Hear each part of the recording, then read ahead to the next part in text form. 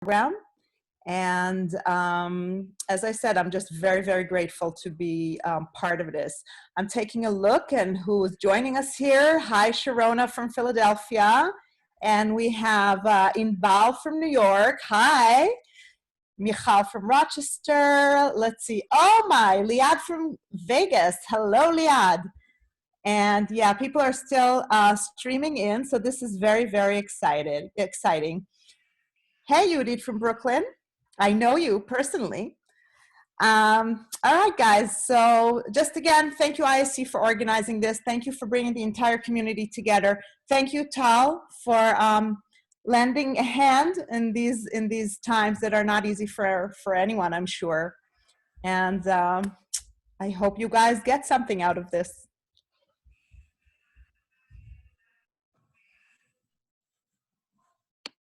Thank you, Tommy. Thank you, Noah. Thank you, Ayelet, Iris. Thank you, IAC. This is, as Tommy said, such an important part of our family, and I'm delighted to be here. Also delighted to be wearing this, my favorite shirt, as well as my favorite boxer shorts. No, actually not. There's a lot of confusion now. For example, is it okay to tell jokes at a time like this, or is it insensitive?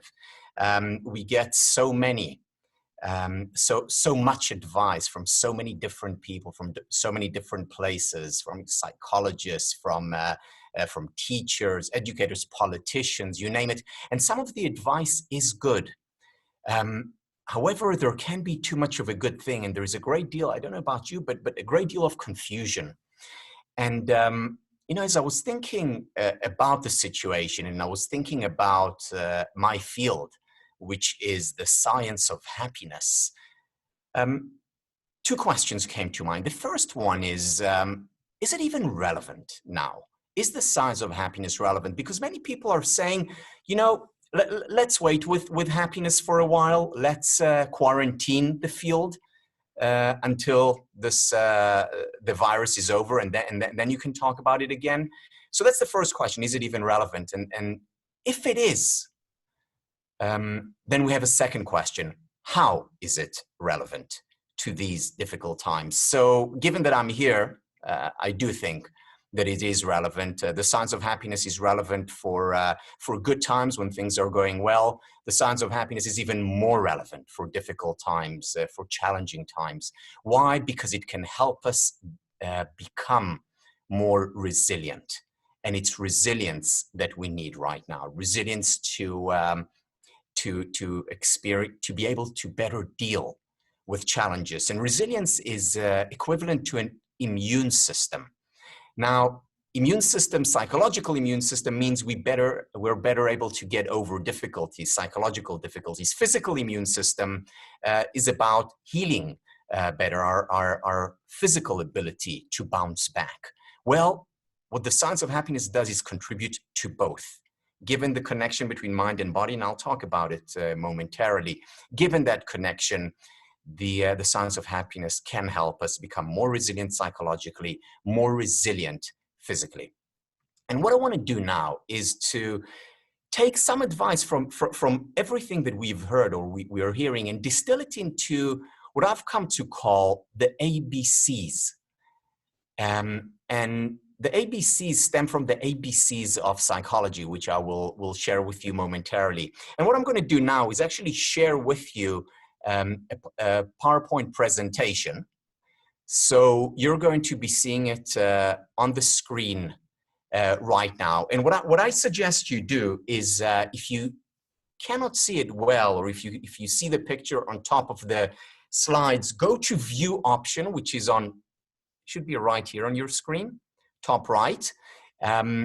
View option, and then go to Side by Side if it's not there already. There's not a check mark next to side by side. Go there. Also, Noah is giving you instructions on the chat how to do it. And once it's side by side, then you can play around with it. And if you've had too much of me, you can make me really small. If you can't, if the slides are big enough, you can make them smaller. However you want to play around with it. But So, what are the ABCs of psychology that can help us make the best use of this crisis that we're facing? The ABCs of psychology specifically can help us bring about psychological change. The ABC stand for affect. Affect means emotion. The affective mode is about feelings, and affect is associated usually with the heart. Then you have the B, which stands for behavior. Behavior is about our actions. The behavioral mode is concerned with doing, and it's associated with the body. And then finally, we have cognition. Cognition has to do with our thinking. It is about reasoning, and it's associated with the mind. Now, when we bring about change, we can bring about change through the heart, through affect, through our doing, through action, through behavior, or through our thinking. Each one can bring about psychological change. Now, if the three of them go together, if we use the three of them, then we can bring about real change, real lasting change, even in difficult times. So what I'm going to do now specifically, I'm going to talk about the ABCs and provide two interventions for each one of the letters. So two emotional interventions, two interventions associated with action, and two that have to do much more with thinking. They're of course interrelated, and as I said, if they work in tandem together, that's when they're most powerful. So let me begin with affect. Now, what are we experiencing now? What we're experiencing during these times are extreme emotions and complex emotions. Extreme emotions and complex emotions. So, for instance, people are experiencing extreme fear and extreme confusion and frustration and anger. You know, we're together, same house, you know, kids are at home for most people. There are many emotions that come up, but it's not just painful emotions. Sometimes it's also pleasurable emotions. Sometimes it's also gratitude for being okay, or even happiness, or feeling even more love towards one family. These emotions come up as well sometimes, and when they do come up, they're often associated with guilt, because how can I experience gratitude right now? Or how can things be going well for me when so many people are suffering? Hence, the emotions are a lot more complex and a lot more extreme. What do we do with the literal onslaught of emotions? Well, the first step, I would argue the first and most important step, is to give ourselves the permission to be human. Meaning, specifically, allowing ourselves to experience the full range of emotions, no matter what they are. So if I experience sadness or fear, I experience it. If I experience joy and gratitude, then I experience it. It's okay. There is nothing wrong with any of these emotions. You know, emotions are like the law of gravity. They simply are.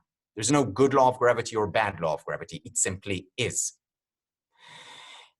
Why is it so important to give ourselves the permission to be human? You see, when we reject an emotion like fear, what happens is that the emotion intensifies, it grows stronger. Not only does it grow stronger and intensify, it also develops another level of emotion. You see, there are two levels of suffering. The first level of suffering is what we all experience just by virtue of being human. We certainly experience it now by virtue of the situation. So this is the first level of suffering. However, if we reject that emotion or say to ourselves, I shouldn't be experiencing this, or I should be stronger, you know, I shouldn't feel so weak or vulnerable, then what happens is we add a second level of suffering to the natural level. The first one is unavoidable, again, by virtue of being human. The second is very much avoidable. And the paradox is that when we allow ourselves to experience the full range of human emotions, these emotions flow through us and they leave us just as they came. They do not overstay their welcome. Whereas when we reject them, when we fight them, when we chastise ourselves for experiencing them, these emotions strengthen, they intensify. Now, it doesn't just have to do with the painful emotions. It also has to do, it's also important for our experience of pleasurable emotions. Why?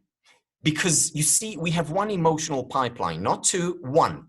All of our emotions flow through one pipeline, whether it's the painful or the pleasurable. And if I block painful emotions such as fear, such as anger, such as frustration to flow through me, I'm also inadvertently blocking the pleasurable set of emotions.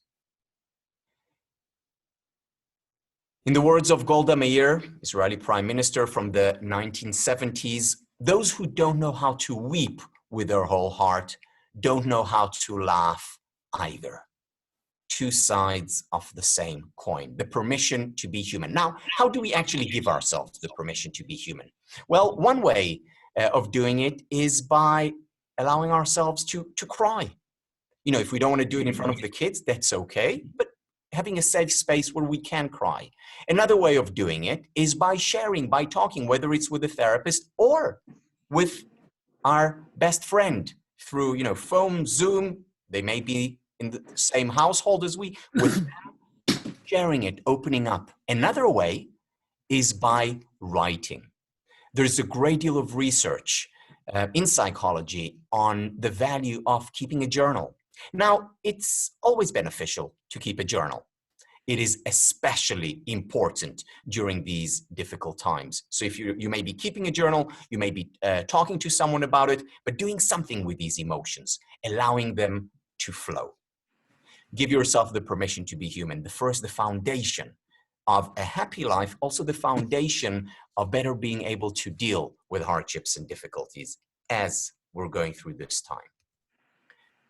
Second, express gratitude. You know, one of the basic premises of my field, the science of happiness, is that there is always something to be grateful for, even in the most difficult situations. Viktor Frankl, going through what he went through in the Holocaust, still found things to be grateful for in his dire circumstance.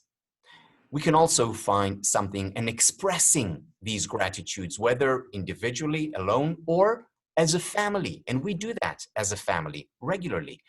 When you do that, that helps you deal with more difficulties. Why? Because what expressing gratitude does is it initiates an upward spiral. So, for instance, if I express gratitude and think of something, even the smallest thing, the avocado that I had for lunch today, or a nice conversation that I had with Shirel, my daughter, or basketball that I played with Eliav, or ping pong with David. All these things just bring a smile to my face. I express gratitude for them, and then I'm able to work a little bit better. And if I work a little bit better, I have a little bit more to be grateful for. Upward spiral. Expressing gratitude is key, and it gets to my favorite word in English. My favorite word in English is the word to appreciate. You see, appreciate has two meanings. The first meaning is to say thank you for something, to be grateful. And that's nice. Jews, the first word that they say in the morning is modeh, great gratitude. Appreciation. The second meaning of the word appreciate is to grow in value. And the two meanings of the word appreciate are connected, because when you appreciate the good appreciates. When you don't appreciate the good depreciates, and we have less of it. This is always important, to appreciate the good. It is doubly important today. Moving on to behavior. When it comes to behavior, again, I want to talk about two elements. The first element is exercise. One of the first things that go away when we're under stress and under pressure is physical exercise. I ask my students at university, I ask them, when are you least likely to exercise? When? During exam period, of course. Why? Because they're stressed. And who wants to exercise when you're so stressed? And who wants to exercise when you're having to deal with the coronavirus and, there's so much things going on and at home and now is the most important time to exercise. It's when we stress that exercise has the most powerful effect. You know that there is research showing that regular physical exercise has the same effect on our psychological, I'm not even talking physical here, on our psychological well-being as our most powerful psychiatric medication. It deals with depression. It deals with anxiety. So exercising regularly actually releases norepinephrine, serotonin, dopamine. These are your feel-good chemicals in the brain.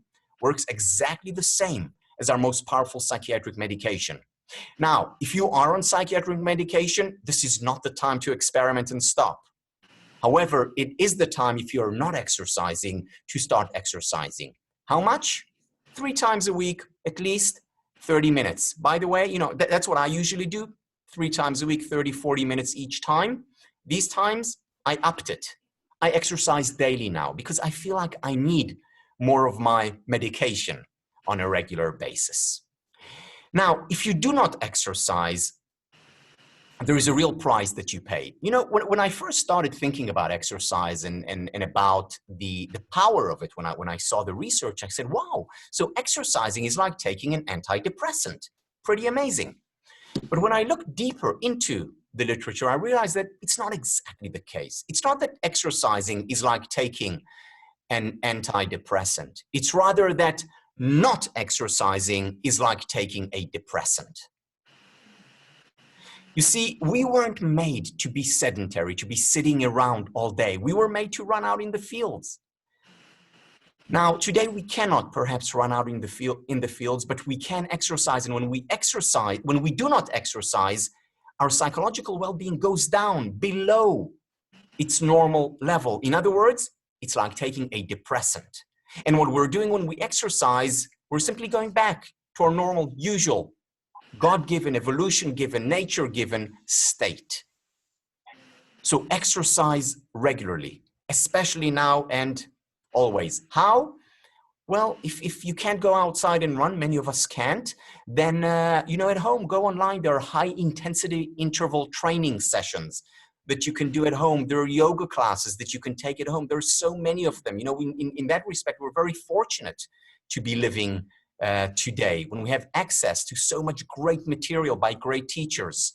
And do it on a regular basis. Do it on your own. Do it as a family and do it. And it's important for everyone. It's important for your kids to do it.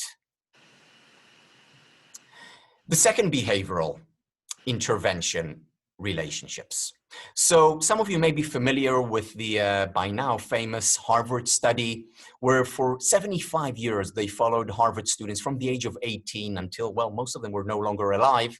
And they also followed another group from the community around Harvard. And they tested them, and they literally took millions and millions of data points from them, physiological, psychological, environmental. They really studied them. And after 75 years, they asked a simple question. And the question was, what is the best predictor of happiness? Yeah, there are many things that predict happiness, but what is the best predictor of happiness? The answer? Relationships. Quality time we spend with people we care about and who care about us. It could be family, it could be colleagues, it could be friends. It actually doesn't matter, but investing in relationships. Then they asked the second question, what's the best predictor of physical health? The answer, you guessed it, relationships. You look at research on the happiest countries in the world. Why is Israel among the happiest countries in the world? Why is Colombia among the happiest countries in the world? The happiest countries in the world are not the wealthiest. They're not the ones who have it easy. The happiest countries in the world are ones where relationships matter. Why is IAC so important? Because it's about creating a community. It's about creating relationships. Number one predictor of happiness, number one predictor of physical health. Always, especially in trying times. Lord Byron, hundreds of years ago, said, sorry, Francis Bacon, the British philosopher, friendship doubles joys and cuts griefs in half. Friendship doubles joys and cuts griefs in half. You feel better and you feel less bad when you invest in relationships. And yes, relationships are not perfect. It's difficult being in the same house if you are quarantined with the same people. It's difficult, it's challenging. And yet, invest in those relationships, and invest in relationships through Zoom. Not ideal, a lot better than nothing. Moving on to the C. So we have affect, emotion, we have behavior, action. The C is cognition, thinking, reasoning. The first topic that I'd like to talk about is about distraction. You know, before this talk, I went online to look for some quotes on distraction. I could not find one positive quote about distraction. It was all bad. You know, distraction, well, distraction will take you away from your dreams. Distraction will make you less efficient, less effective, productive, creative, you name it. Distraction is bad. Well, no, distraction is not always bad. It's certainly not bad during difficult times. Why? Because what's happening today? Think about it. We are literally filling our mind, cognition, usually with bad news. Yes, there are some jokes on WhatsApp, which is nice, but generally we get bad news. You know, we look at those graphs, we've all become experts reading those graphs and how the situation is getting, you know, today's terrible, tomorrow is probably going to be even worse. And we're hearing bad news, some bad news that we hear from friends, but we're constantly bombarded by bad news, mostly by the media. And we say to ourselves, well, how can we now look at the positive side, given that there are so many bad things happening? Isn't it like burying our head in the sand? Isn't it ignoring reality, which is not a good thing? The answer is no, because you see, what the media does, it does not reflect reality. It's not a mirror. It's not a looking glass. What the mirror does is magnify the situation. Why? Because it focuses on the things that are not going well. And our cognitive faculty becomes bombarded by it, and mind is connected to body. It's affecting our body. It's affecting our emotions. And we feel down most of the time. And what we need to do is engage in healthy distraction. For example, you know, this is the time to binge watch your favorite series. This is the time to watch your, you know, favorite comedy. You know, mine is The Big Bang Theory. Yours may be, you know, Seinfeld, whatever it is. Go online, and again, we have the privilege of watching these things. So this is one form of distraction. Listen to music, play sports, do meditation, engage in whatever it is that works for you. Learn. Take on a new course. There are so many courses. You know, Tommy sent me just a couple of days ago a link to 450 free courses of Ivy League universities. 450 courses, and you know, and there are thousands, tens of thousands of more any conceivable topic. Distraction, not a bad thing now. It is about keeping yourself real.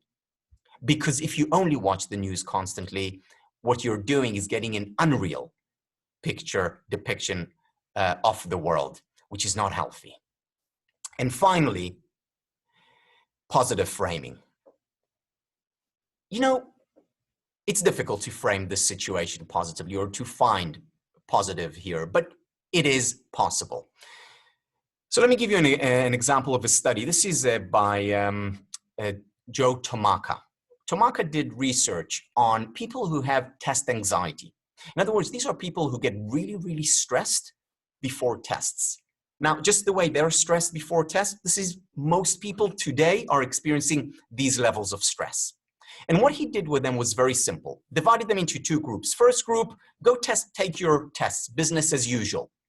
The second group, he said to them, just say to yourself that this is a challenging test. This is a challenging experience. In other words, they reframed the test from being a threat, which is what people with test anxiety do. They perceive tests as threatening. Just change, reframe it from a threat to a challenge. One word change, threat, challenge. What that did was actually change their physiology. Cortisol levels actually went down. Not only that, they actually performed better on the test because they were less stressed out. Now, how do you positively frame this situation?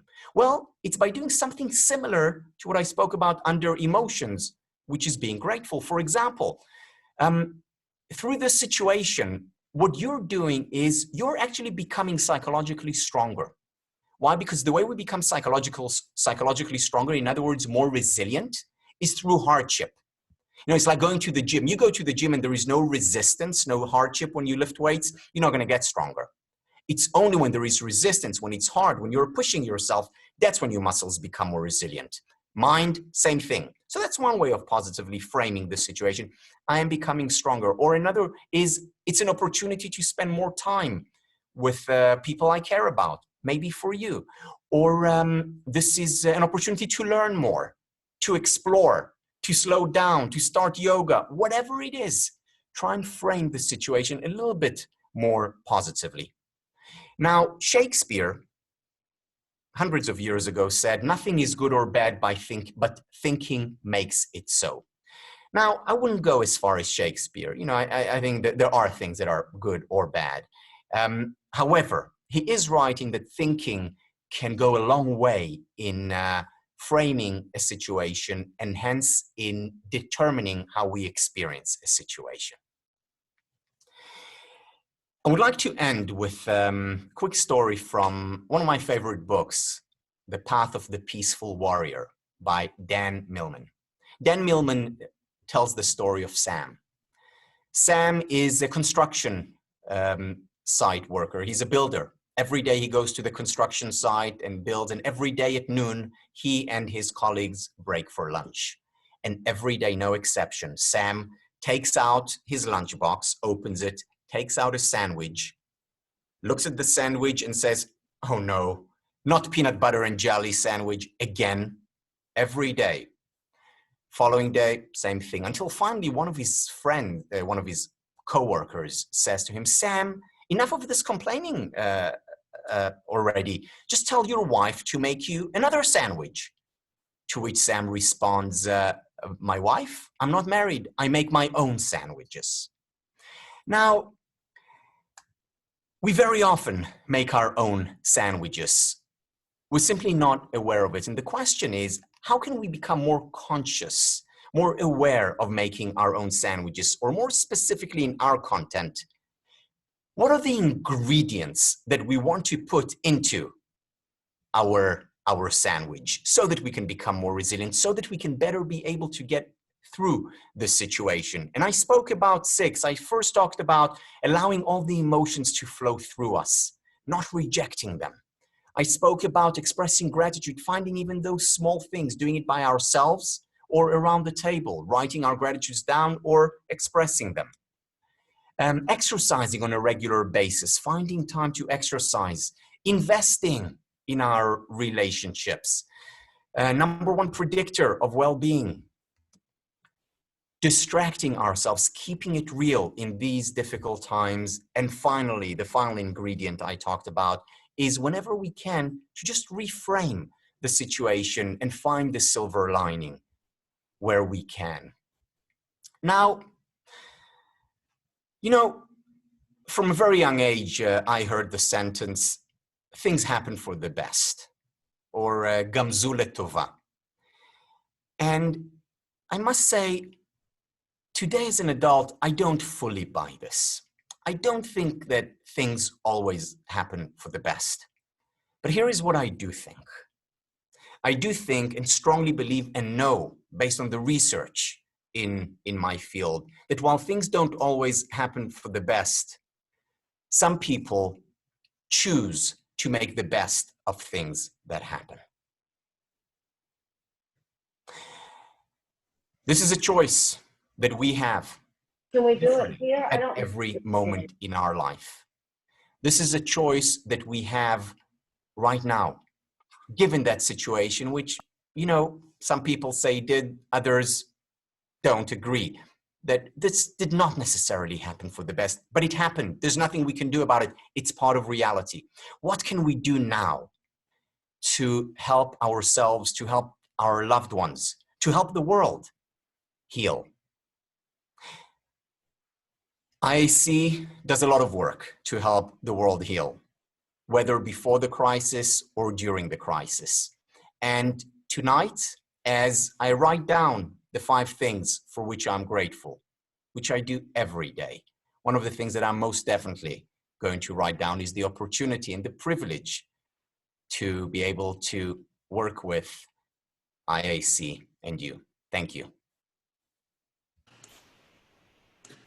Thank you, Tal, for this inspiring talk, especially during those times. If you have any questions, please go to our chat box, write the questions, and in a few minutes, Tal will get all the answers. It's great to see you all, so many participants from so many different areas in the US. And before we will move on to the Q&A part, I would like to take this opportunity and to invite you to join our IAC at Home community. Every day we have plenty of online activities for all ages. They are all free and open to the community. And tomorrow we're going to have our biggest Shishi Israeli Kabbalat Shabbat in the Jewish world. With more than 2,000 families. We are proud to host Rami Kleinstein, and we're looking forward to seeing you. Please register at IAC at Home. And now let's go back to the Q&A.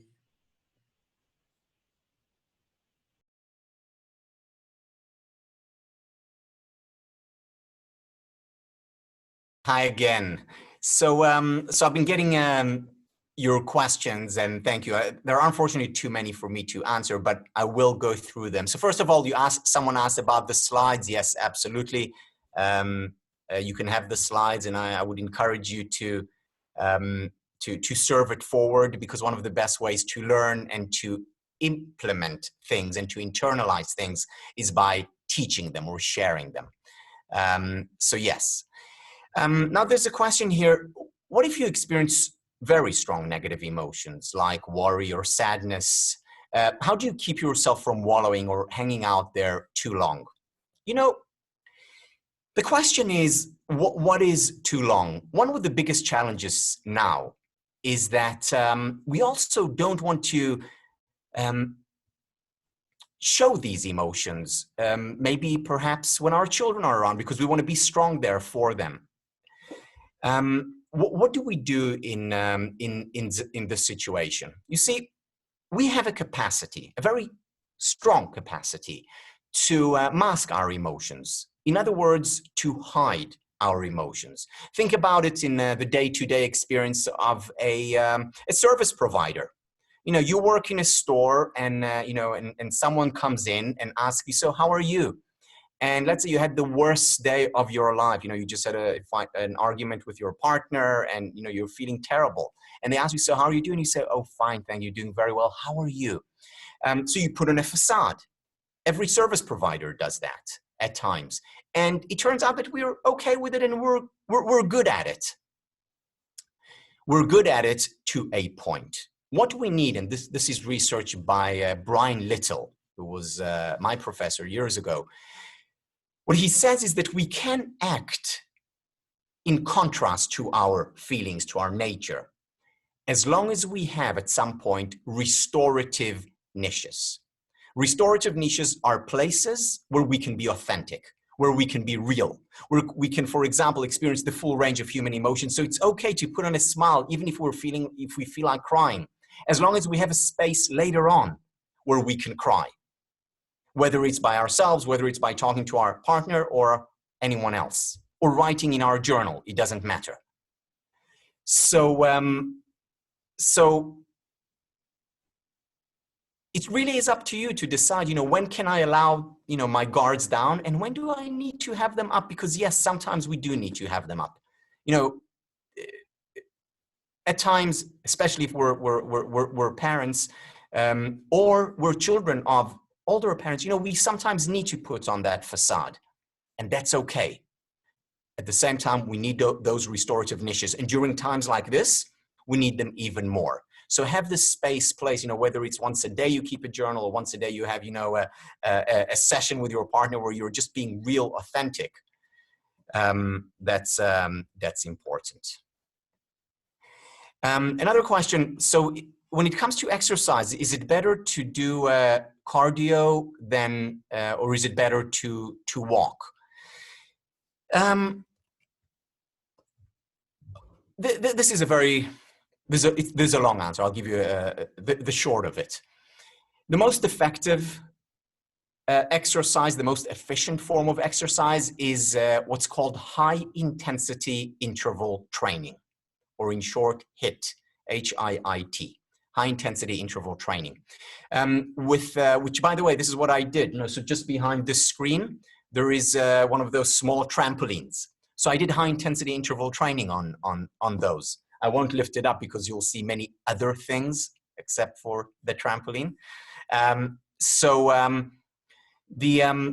the way I did it is, I went really hard for 45 seconds and then rested for about a minute. And then again, very hard for 45 seconds and rested for about, a minute and a half until the heart rate went down.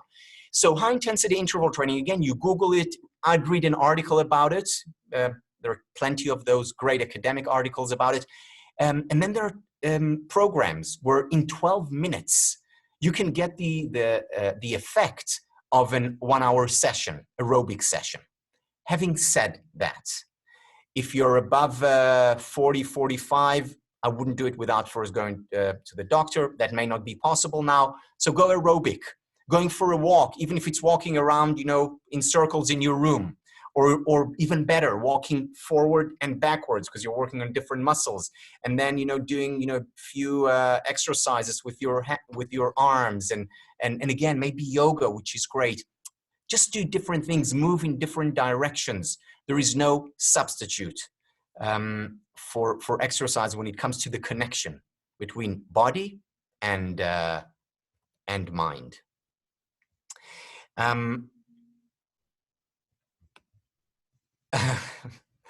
Michal asks, what if you hate exercising? Michal, hate is a natural emotion. Accept the emotion and then go ahead and exercise. It is so important. And again, exercise in the way that's most fun for you, or maybe for you is the least painful. For example, if you want to watch a movie, my daughter exercises on the treadmill, and she watches a movie while she's doing it. That's okay. So what?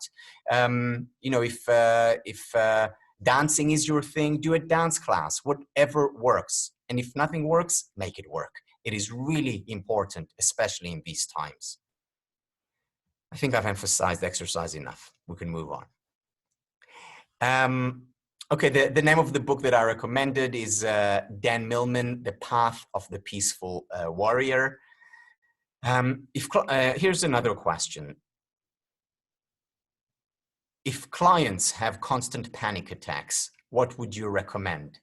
I don't exactly know what you mean by who your clients are, but let me generally talk about panic attacks.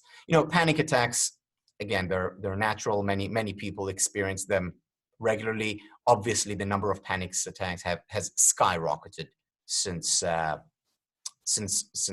coronavirus crisis. So what do you do with panic attacks? Panic attacks, the good thing is that they pass. It seems like a heart attack. They're very scary when they happen, but they pass. And in a way, there is a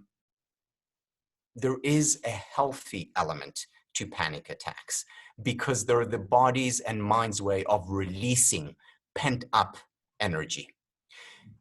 People who give themselves the permission to be human experience fewer panic attacks than people who repress or suppress emotions. And this goes to the heart of resilience. You see, what is resilience? Resilience means a stronger immune system. Resilience means a stronger psychological immune system. What's a strong immune system? A strong immune system doesn't mean we don't get sick. It means we get sick, but we get sick less often. And when we do get sick, we recover more promptly. So all these exercises, those interventions that I talked about, they won't do away with panic attacks. They won't do away with anxiety, but your immune system is stronger. You're more resilient. In other words, you will experience fewer of them. If you exercise regularly, you will experience fewer panic attacks. Does it mean that you'll be immune from panic attacks? No. Your immune system will be stronger. You will not be completely immune from it. So all these things that I spoke about, and again, many others, there's some great advice by psychologists online on what to do and what not to do during these times. But implementing them will decrease the likelihood of experiencing panic attacks. Here's another question. How can you tell if this or another experience might lead to PTSD? And is there a way to reduce the chance of that happening? You know, I'm glad you asked this question. I often ask my students the following in class. And again, remember, I teach psychology classes. So these are students who have studied psychology. You know, mine is not the first class that they have taken in most cases. I always ask them this. I say to them, how many have heard of PTSD, post-traumatic stress disorder? Everyone puts their hand up. I'm sure many of you, the majority of you, have probably heard of PTSD. And then I ask the second question. And the second question is, how many of you have heard of PTG? And in a class of psychology students, maybe 1%, 1.5% have heard of PTG. PTG is post-traumatic growth. PTSD is post-traumatic stress disorder. PTG is post-traumatic growth. You know that potentially, doesn't always happen, potentially you're as likely to grow from a trauma as to develop PTSD. And there's a lot of research on post-traumatic growth. Again, I urge you to study it. Now is a good time to study post-traumatic growth. And the interesting thing is, you have a choice. Remember, things don't happen for the best, but you have a choice to make the best of things that happen. You have a choice to engage in specific activities that do not guarantee. Again, a strong immune system doesn't guarantee that you don't get sick. They don't guarantee, but they increase the likelihood that you will experience growth as a result of this situation. Now, what are the things that increase the likelihood of PTG over PTSD? You guessed it. Allow the emotions to flow through you rather than reject them. Relationships. Another one, which I didn't talk about, well, I did indirectly, is finding a sense of meaning and purpose.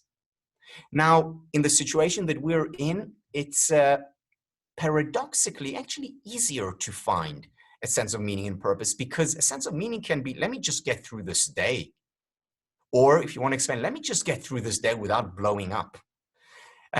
So small wins in this situation are important, which brings me to another point that I want to emphasize: small. You know, change doesn't come about from those radical interventions, big changes that you introduce, the one-off changes. Real, lasting change comes from small changes applied on a consistent basis. So even if you exercise, 20 minutes, 3 times a week, if you do it regularly, that will bring about lasting change. If you decide to engage in meditation, yeah, it's nice to go on a 10-day Vipassana retreat. It's really a great experience. I haven't done it, but people who have done it really speak very highly of it. Or to go and meditate for a weekend. That's great. Much more important, to introduce 5 minutes a day. Because it's those consistent small changes that ultimately bring about real lasting change. Why? It has a lot to do with the way our neurons function. Change happens when it's consistent and repetitive.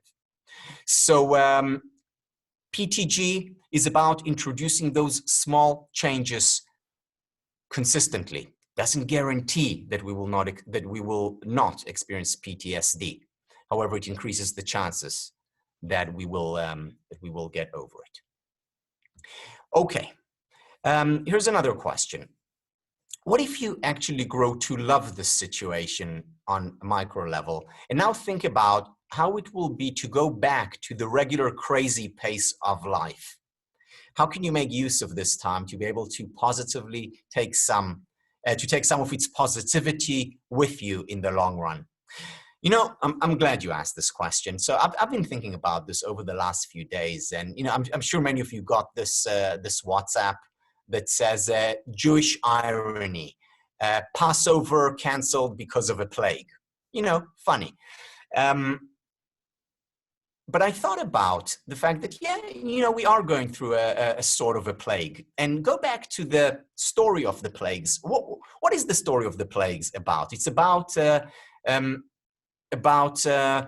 know, the first plague, makat dam, you know, blood. And as a result of it, Pharaoh calls Moses, who asks, you know, to let go of his people, to let go, you know, let the Hebrews go out of Egypt, and Pharaoh says, yes, just take them out. Just stop this plague. The plague is stopped, and what happens to Pharaoh? Does he learn his lesson? No. Immediately his heart is hardened, lev shelo kashe, and he goes back to where he was before, and enslaving the Hebrews. And then there is a second plague, frogs. And he calls Moses, and he says to Moses, just okay, I will let you go. And the plague stops, and what happens? His heart hardens again. He doesn't learn his lesson. And then we have the third, and so on. 10 times, and even after the 10th plague, he still changes his mind. So he didn't learn his lesson and chases the Israelites out of Egypt. And my question is, we're learning lessons. Everyone is learning lessons now. Difficult lessons, good lessons, positive, great, not so great. You know, as I said, everything is to the extreme now, which is fine.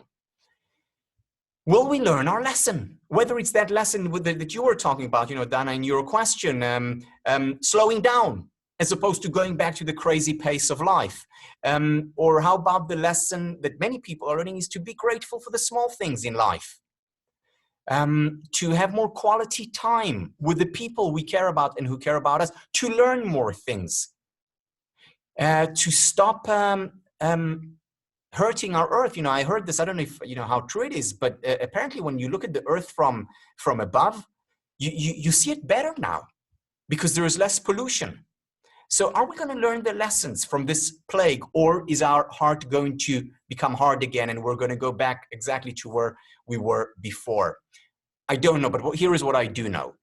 What I do know is that it's up to you. It's up to you to make sure that the lessons are not lost on you. How? By introducing new rituals into your life, or by introducing what I've come to call the 3 R's of change. The first R is reminders. The second R is repetition. The third R is rituals. You need to remind yourself, for example, to slow down if this is what you want to do. How do you remind yourself? Well, you can use your smartphone as a reminder, or you can have a quote on your wall. You know, one of the quotes that I have on my screen is "Life is too short to be in a hurry." That is by Thoreau from 1841. Life is too short to be in a hurry. Or have a book next to you called In Praise of Slowness by Carl Honore. Great book, In Praise of Slowness. Have reminders. As a result of a reminder, you will repeat certain action on a regular basis, such as have a slow meal with your family. Or you will have a slow walk outside, appreciating the nature. Or on a regular basis, repeating, expressing gratitude, doing this exercise. As a result of that repetition, neural pathways are going to be formed and it will become a ritual. What's a ritual? It's neural pathways that have been reinforced. You brush your teeth every day as a ritual. There's a neural pathway about it, related to it. You hit a tennis ball 100 times, 10,000 times, there are neural pathways associated with it. That's a ritual. Reminders, repetition, ritual. That's how you increase the likelihood that some of the changes that you may want to implement, that some of the lessons that you're learning now, you will take with you. I'm going to take more questions.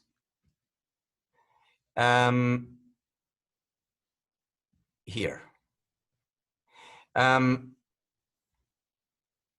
I can manage my day with all the activities, but when I close my eyes at night, the level of anxiety rises. Why? And what's your take on this? Okay, so here is what, first of what you shouldn't do and then what you should do. Here's what you shouldn't do. What you shouldn't do is tell yourself, okay, you have to go to sleep. It's important to sleep. Because what happens when you tell yourself that? You're less likely to fall asleep. So first of all, remember, rest, recovery is important. However, just lying down, even if you don't fall asleep, that's good rest. So give yourself the permission to be human, i.e. to be stressed and to not fall asleep. Perfectly okay, always, certainly okay in these times. Second, what you shouldn't do is go on a screen. Because what the screen does is it actually releases, it fools your mind into thinking that it's actually daytime. So, less melatonin is formed and other chemicals that help you sleep are not released when there is light, direct light to our face.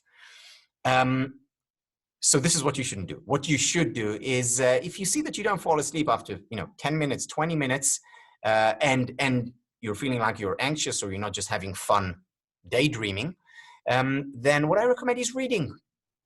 Take a book and read. Again, not from a screen, from an actual page, because that can actually get us more tired. And you can read a book on sleep by Professor Matthew Walker. It's very academic. It's actually a fascinating book, but it can help put you to sleep.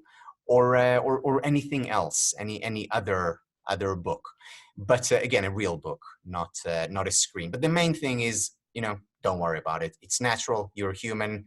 Allow the anxiety to rise rather than fight it. Another question.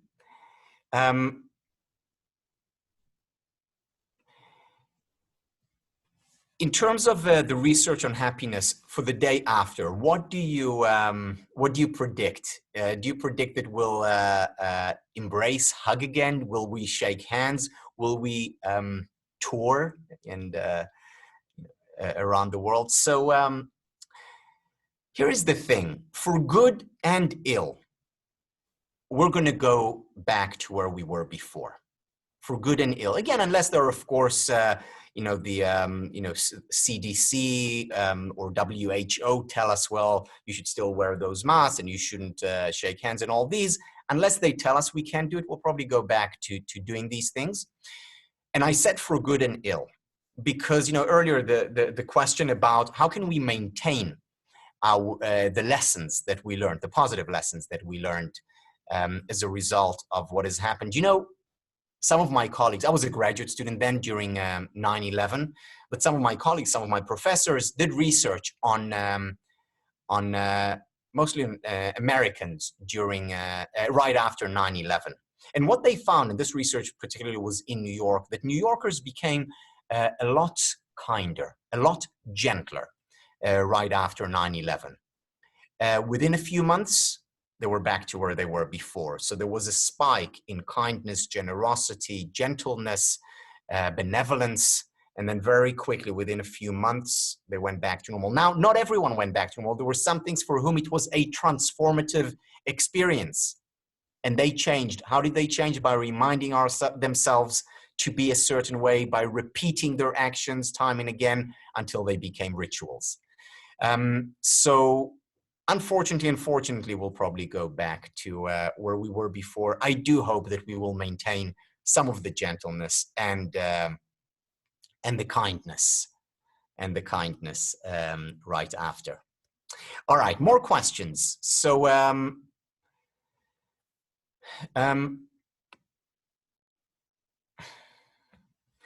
how do you stay motivated to exercise, journal, meditate, etc., when things feel so overwhelming? All right, I'm going to draw on Dan Millman again. Remember the Path of the Peaceful Warrior guy? So here is a quote from his book.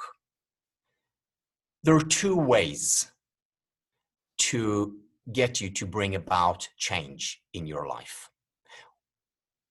Way number one, close your eyes.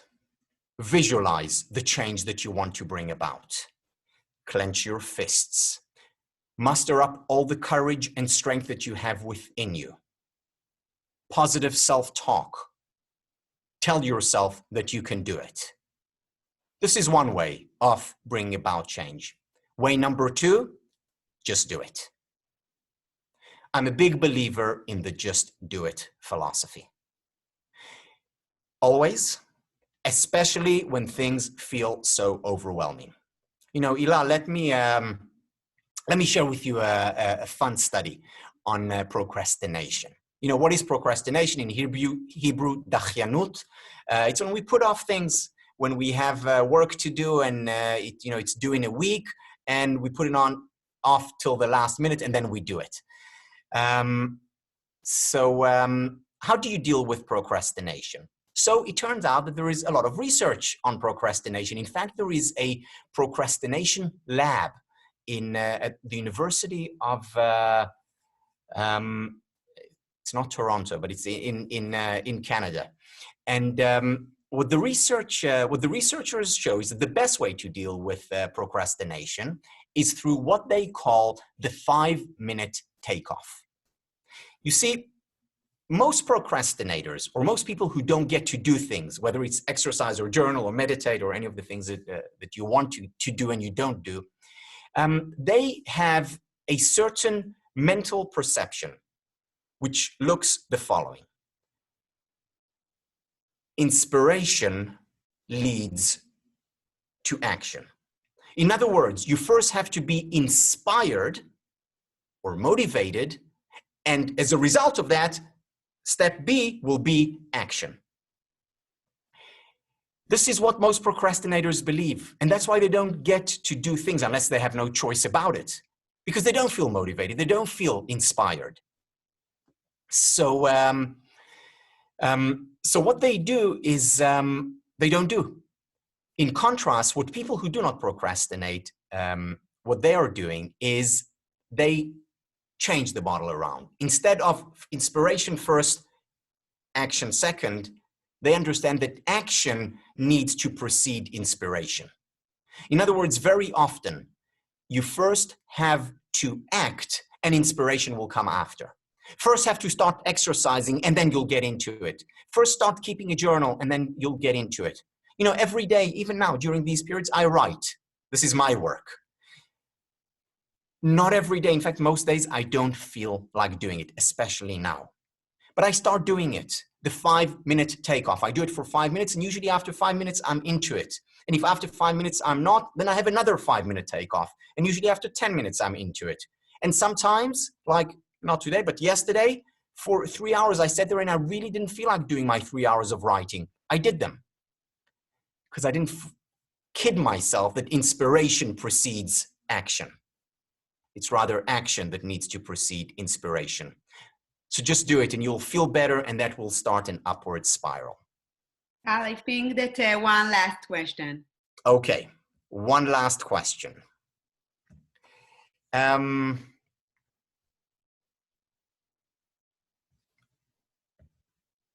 All right. Or two. Two last questions. All right. My resilience is challenged, especially when my kids are argumentative and not cooperating. I can't take time out because hubby works full time at home, can't really make crazy noise, can't leave them alone because of it. Yeah, you know, this is, there's no doubt about the fact that things are more challenging now and are more extreme.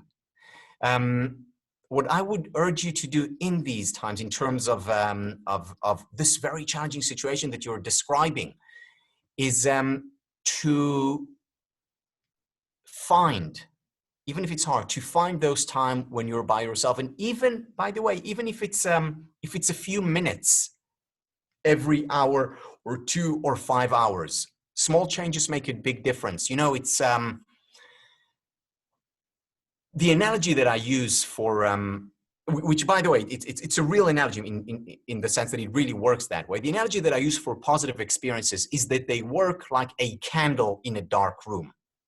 In other words, even 5 minutes or 10 minutes of going to your room and just crying because you're just so overwhelmed, or going to your room and just talking to your best friend on the phone about how difficult it is and how upset you are and angry you are, those 5-10 minutes can make a big difference, just like one candle can make a big difference in a large room. Not ideal. I'm not saying, okay, now, hey, come on, be happy and rejoice and dance. No. But it's not all or nothing, is what I'm saying. It's not either everything is dark or everything is, you know, bright sunlight. Introduce those small candles into your life. Even half hour of learning something that you're interested in, that you're passionate about, whether by yourself, with your hubby, or with the kids. These small things can make a big difference. And at the end of the day, don't forget to pat yourself on the back for getting through another day. Last question. How can we help high school seniors that missed prom and other graduation celebrations? You know, I don't teach high school, but you know, I do teach in college, and I was just talking to my students on Monday. We have a class on Zoom on Monday, and a few of my students are graduating, and they're not going to have a graduation. I teach at Columbia, and they just canceled a day before. The president sent out a letter, no graduation. And they were distraught because they were so looking forward to it. Their families, you know, they're overseas students, you know, from Brazil, from South Africa, from Philadelphia. They were all going to come, and they're not. So what do you do? So first of all, again, let me say what not and then what yes. What not to tell them, oh, don't worry, don't be sad, don't be upset. This is not giving them the permission to be human. Give every place, every space for them to experience whatever they experience. If they're upset and angry, that's okay. And be there for them and let them talk about it, because you know what we need most when we're upset? Not advice. What we need is someone to listen to us. So just be there for them and listen to them. Allow them to emote, to express their emotions. And then see how you can make the best of this situation. So for instance, you know, have a Zoom graduation party, or, you know, with their friends, or have a party later on, you know, hopefully by August things will be okay, and say we'll have, you know, a smaller party, not in your high school, everyone together, but we'll do something to compensate in a sense, or to make up for it. So try to help them in this way, but frankly, the best you can do for them is acknowledge their emotions. You know, the best psychologists are not psychologists who give the best advice. They're psychologists who best empathize. Same applies to parents. These are not easy times. These are challenging times. Whether you're a high school senior, or you know, or a first grader, or a mom or a dad. And our challenge is to make the right choices, and by extension to help others make the right choices. Because you know, the thing about all these interventions that I talked about, the thing about psychological well-being is that it's contagious. And if we're able to increase our levels of well-being even by a little bit, by 2-3%, those 2-3% will impact other people as well. And in that way, we'll help them. And by extension, they'll help us. And again, we create that upward spiral. Thank you. Wow, Tal, thank you so much for a great talk and a wonderful night. It was such an inspiring speech. And thank you all for joining us. We will be happy to hear from you more ideas. And good night and stay healthy. Thank you again. Thank you. I'm so happy that you and Tammy are part of our community. We are too. You. Thank you. Thank you. Good night. Good night.